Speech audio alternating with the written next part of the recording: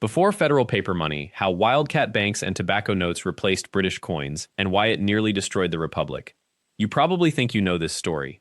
A colony desperate for currency, so it printed tobacco notes instead, and everything spiraled into chaos. That's what the textbooks say. But here's what they leave out, and this is the revelation that changes everything about how you'll understand American economic power.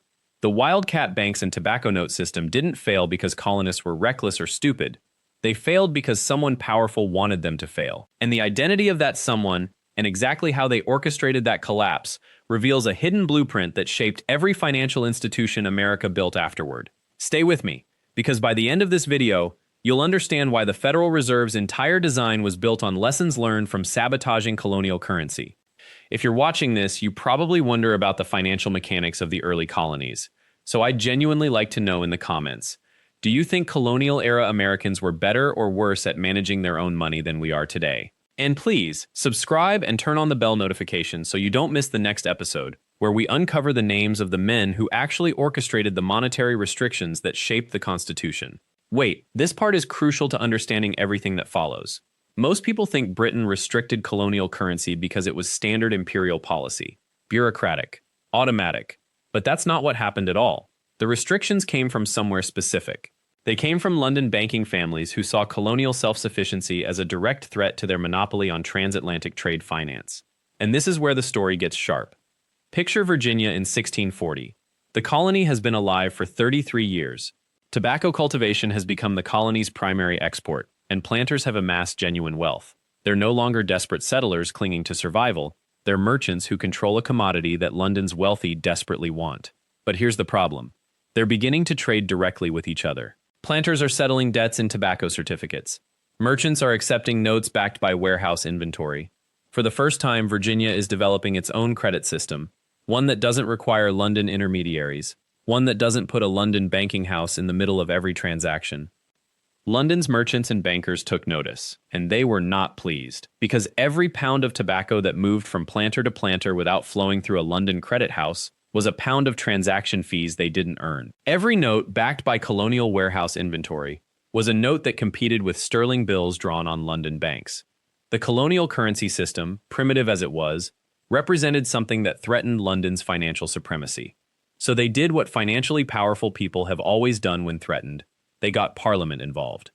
Between 1690 and 1751, Parliament passed a series of currency acts, each one progressively tightening restrictions on colonial paper money and credit instruments.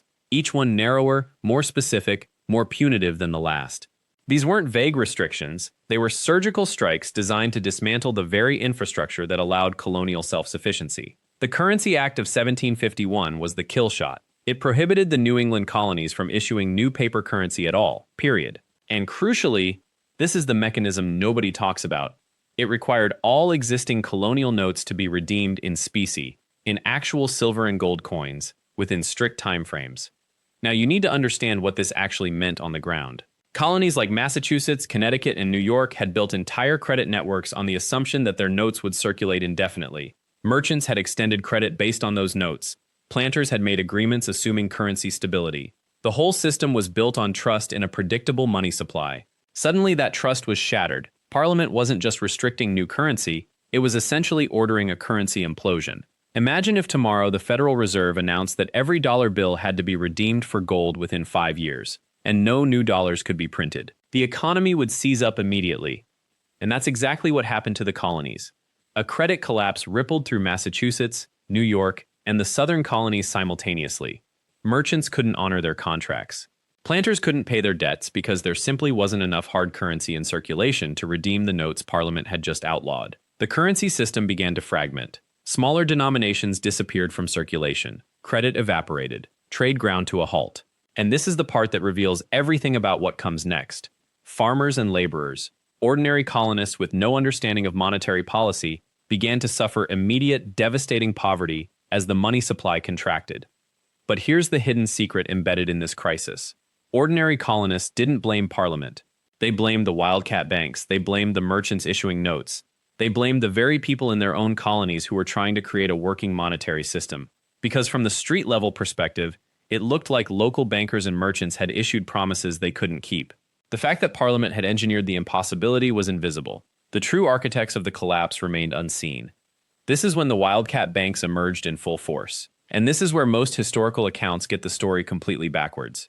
People assume the Wildcat banks, state-chartered, loosely regulated institutions that sprang up in the 1780s and 1790s, were a natural evolution of colonial banking, entrepreneurs responding to market demand. But they weren't. They were a specific solution to a specific problem created by Parliament's restrictions. Because colonists still needed credit, they still needed a medium of exchange. If Parliament wouldn't allow official colonial notes, then local banks would issue their own. And because these banks had no federal oversight, no unified standard, no backing guarantee, they became known as Wildcat banks. The term came later, but the reality was immediate. Banks chartered in one state operated in 5 others. Their notes held different values in different places. Some were backed by nothing but the bank proprietor's word. Others claimed backing in specie that didn't exist. End of part 1. The chaos was immediate and total. A merchant in Philadelphia might accept a note from the Bank of Delaware at full face value in the morning, then discover by afternoon that it had dropped 15% as traders and bankers spread word that the bank's specie reserves were phantom. By evening, it might be worth nothing at all. And this created a perverse incentive structure. Banks that wanted to survive had to be ruthless about maintaining confidence in their notes. But banks that wanted to grow fast, to maximize short-term profit before their deception was discovered, could print unlimited notes backed by nothing and flood the system before collapsing. Think about what this meant in practice. Imagine you're a business owner in New York in 1810. You accept payment for a shipment of goods in notes from the Farmers Bank of New Jersey. You go to deposit them.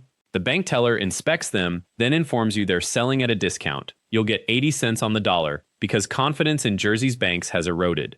You lose money through no fault of your own. Now multiply that across thousands of transactions, across entire regions, and you begin to see why this system was eating itself alive. People didn't trust the money, and money that nobody trusts isn't money at all, it's just paper. But here's the critical part. The banks themselves understood this. They knew their notes were unstable. They knew depositors and merchants were vulnerable, and so a peculiar form of financial warfare emerged. Banks would accumulate notes from their competitors, then suddenly demand payment in specie. The competing bank would be unable to produce the gold or silver, because it didn't have it, and would collapse. The predatory bank would then absorb its customer base. This was called note shaving, and it became standard practice.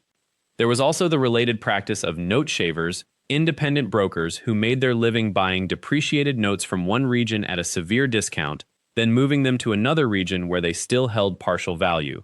They were essentially profiting from the failure of the currency system itself. The irony is stark. The Wildcat banks were supposed to be the solution to monetary scarcity, and instead they became a new form of currency chaos. Now, the federal government was technically aware of this problem, but the Constitution, remember, had given Congress the power to coin money and regulate its value, but the framers' vision was narrow. They imagined actual metal coins, not paper. There was no explicit prohibition against state-chartered banks issuing notes and no framework for regulating them because the framers never imagined such a system would exist. They had lived through continental currency collapse. They had written safeguards against that specific disaster, but they couldn't anticipate a new form of the same disaster wearing a different mask. By the 1820s, the problem had become impossible to ignore. The number of banks in the United States had exploded from a handful in 1790 to over 300 by 1820. Each issued its own notes. Some issued multiple series of notes at different denominations. Currency counterfeiters, actual forgers, had become so sophisticated that distinguishing real Wildcat banknotes from fakes was itself a skilled trade. Guidebooks were published regularly listing which notes were genuine and which were known forgeries. People needed to buy a handbook to know if money in their pocket was real. Wait, before we continue, I need you to understand something crucial about what happens next. Because this is where the solution to Wildcat banking didn't come from moral awakening or regulatory wisdom. It came from the iron logic of monopoly, and it required someone willing to consolidate power in a way the founders never intended. The next phase of this story isn't about fixing the system, it's about replacing it with something that looked more orderly on the surface, but concentrated financial power in fewer hands than ever before. Let me explain how a man named Nicholas Biddle became the most powerful banker in America, not through legislative innovation or popular election, but through something far more direct: systematic consolidation of everyone else's money. By 1816, after the failures and chaos of the Wildcat era had become undeniable, Congress chartered the Second Bank of the United States. It was meant to be a corrective institution, a national bank that could impose order on the patchwork of state banks through its own monetary operations. But Biddle understood something most government officials didn't. A national bank's real power didn't come from being the government's bank. It came from being the creditor to all the other banks. Biddle's strategy was elegantly simple. The second bank would accumulate notes from state banks, then periodically demand redemption in specie. State banks that couldn't meet these demands would be forced to contract their credit or collapse. Banks that survived had to maintain reserves specifically to handle second bank demands. This gave Biddle's institution effective control over the entire nation's credit supply without ever having to pass a single bill through Congress. The genius of this system was that it appeared passive.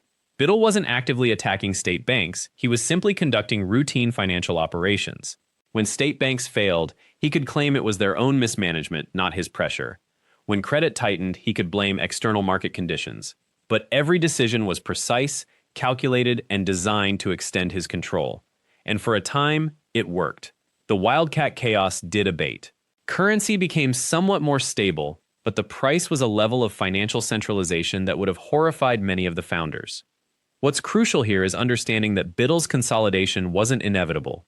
It was a choice made possible by the specific chaos of Wildcat banking. The founders had tried to prevent centralized financial power by limiting federal authority, but in doing so, they created a vacuum. That vacuum filled with disorder. And disorder, it turned out, was something that both the financial elite and eventually the public found intolerable. People would accept concentrated power from a single institution if the alternative was the daily chaos of worthless notes and bank failures. This is the mechanism, the hidden logic, that repeatedly appears throughout American financial history. Crisis creates desperation. Desperation makes people willing to accept solutions they would have rejected in calmer times. And those solutions, once accepted, are extraordinarily difficult to reverse. Biddle understood this intuitively. He had lived through Wildcat chaos. He knew it was unsustainable. And he positioned the second bank not as a power grab, but as the only institution capable of preventing total financial collapse. By the 1830s, Biddle controlled more liquid capital than the federal government itself. He could make loans that no state bank could match. He could dictate credit terms to smaller institutions. He had become, in effect, America's shadow central bank, an institution that performed central banking functions without having central banking legitimacy. And almost nobody fully grasped what had happened. Most Americans experienced Biddle's system as an improvement over Wildcat chaos. Prices stabilized, credit became more available, business activity increased, but the concentration of monetary power in private hands had reached a level that would have alarmed many founders had they lived to see it. What neither Biddle nor most observers realized was that this system contained the seeds of its own political destruction. Because while the second bank solved the technical problem of monetary chaos, it created a political problem. A single private institution, chartered by the federal government but answerable primarily to its shareholders, was making decisions that affected every farmer, merchant, and worker in the country. And more importantly, it was doing so without direct democratic control. A politician could rail against the second bank in a way they could never coherently rail against the abstract problem of Wildcat banking. Biddle, as the bank's president, became a lightning rod for democratic resentment. That resentment would eventually destroy him, but not before the logic of centralized financial power had become permanently embedded in American institutions. When Biddle's second bank was finally disbanded in 1836, as we will see, the damage had already been done. The idea that financial stability required a dominant national institution, even if that institution was nominally private, had become accepted wisdom. And the next time Americans faced a severe financial crisis, they would be ready to create something permanent in that image. What happened next was not inevitable.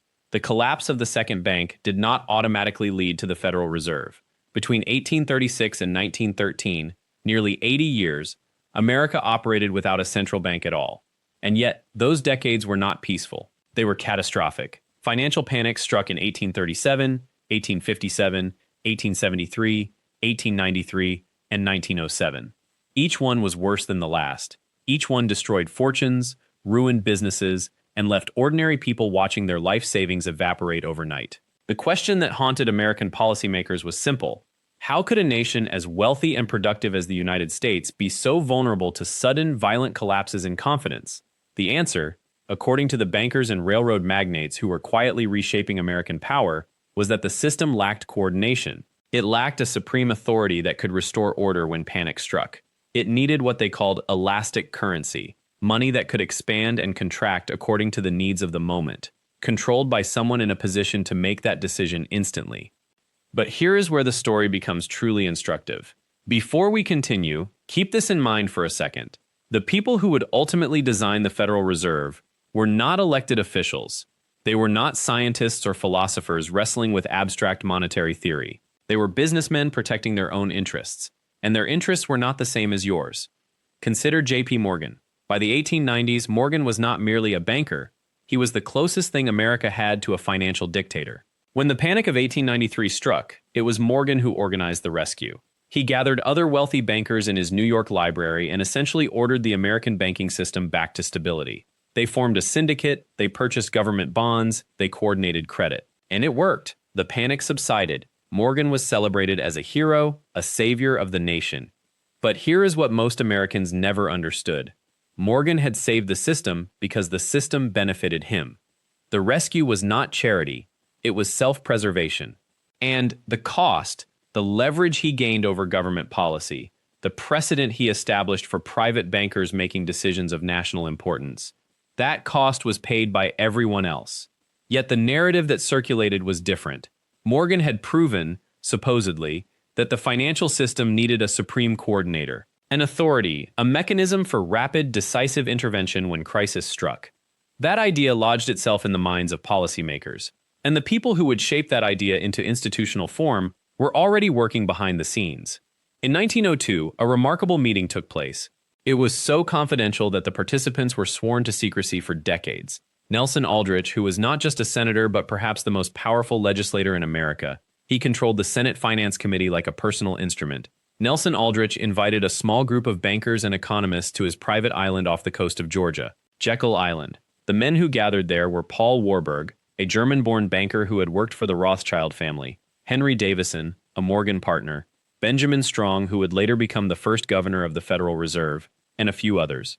They spent 10 days in complete isolation, away from journalists, away from the public record, designing what would become the Federal Reserve. The documents from that meeting were kept under lock and key. Paul Warburg's own account of what transpired was not published until 1930, after most of the participants were dead or retired. But the purpose was transparent to anyone paying attention. They were engineering a currency system that would give private bankers the power to manage the nation's money supply in the event of crisis. And unlike the Second Bank, which had been technically chartered by Congress and could be dissolved, this system would be designed to appear decentralized, a network of regional Federal Reserve banks, while actually concentrating power in the hands of a small group of New York financiers. The genius of the scheme, and it was genius, whatever one's moral judgment about it, was that it solved a genuine problem while simultaneously enriching the people solving it. The financial system did need better coordination. Panics were real. They did destroy real wealth. The question was not whether a coordinating mechanism was needed, but who would control it and to whose benefit. By 1907, another panic had struck, this one even more severe than the crisis of 1893. Again, Morgan and his associates had to organize a rescue. Again, they succeeded. And again, the conclusion drawn by policymakers was identical. The system needed permanent coordination. The Aldrich Commission was established in 1908, officially a government body studying monetary reform, but populated by bankers and financiers who had already decided what the answer would be. Nelson Aldrich chaired it. Paul Warburg, now openly advocating for a central bank, became one of its most influential voices. And for the next 4 years, as Roosevelt's presidency ended and Taft's began, the intellectual groundwork was laid for a restructuring of American finance. The Federal Reserve was not created in response to a crisis, though the 1907 panic certainly provided the impetus. It was created because the men who controlled American finance had decided that they needed it, and because they possessed the political leverage to make it happen. When Woodrow Wilson won the presidency in 1912, he believed, or said he believed, that he would curb the power of big bankers. His campaign explicitly attacked the money trust, the concentration of financial power in the hands of a few wealthy men. But within a year of taking office, Wilson had signed the Federal Reserve Act, written largely by bankers and their allies, into law. How did this happen? How did a president elected on a promise to break the money trust end up enshrining that trust in law? The answer involves a remarkable figure who has been almost entirely scrubbed from popular history, Louis Brandeis. Brandeis was a brilliant lawyer, a progressive reformer who genuinely believed in breaking up concentrated power, and he convinced Wilson that the Federal Reserve, properly structured, could actually be a tool for limiting Wall Street's influence. The trick, Brandeis argued, was to distribute the Federal Reserve's power across 12 regional banks rather than concentrating it in New York. This way, no single banker could dominate. The system would be federal, not centralized. It was a seductive argument, and it was almost entirely wrong. Yes, the Federal Reserve was structured with 12 regional banks. Yes, it nominally distributed power, but the practical control remained in New York, where the most powerful banks were located, and where the Federal Reserve's open market operations, the buying and selling of government bonds that ultimately controlled the money supply, were conducted. Brandeis believed in the fiction of decentralization. The bankers who designed the system understood it was exactly that, a fiction. And here is the secret I promised you at the beginning. The Federal Reserve was not created to stabilize the economy for ordinary Americans. It was created to stabilize the system for the men who owned the banks. The distinction matters. A system designed to protect ordinary people would prioritize employment, would prevent wage collapse, would ensure that ordinary depositors never lose their savings to bank failures. The Federal Reserve, as actually constructed, was designed to do something different, to ensure that credit would be available to the banking system itself, to protect the wealth of depositors who were wealthy enough to matter, and to give private bankers a mechanism for coordinating their own interests without appearing to do so. When the Great Depression struck in 1929, the Federal Reserve's true purpose became apparent. The stock market collapsed, credit froze, unemployment spiraled toward 30%, and what did the Federal Reserve do? Essentially nothing. For 4 years, it failed to expand the money supply adequately. It allowed banks to collapse by the thousands, destroying the savings of millions. Benjamin Strong, who had been the first governor of the New York Federal Reserve, had died in 1928. His successors lacked his authority and his willingness to intervene decisively. The system that had been designed to prevent panics through coordination actually amplified the disaster through paralysis. But even that catastrophe was not enough to fundamentally restructure the Federal Reserve. Why? Because by that point, the people who had designed it were either dead or retired. Aldrich had died in 1915. Morgan had died in 1913. The power they had built into the system persisted. And the officials who emerged during the Depression, people like Mariner Eccles, who eventually pushed for more aggressive intervention, had to work within the constraints of a system designed by their predecessors for entirely different purposes.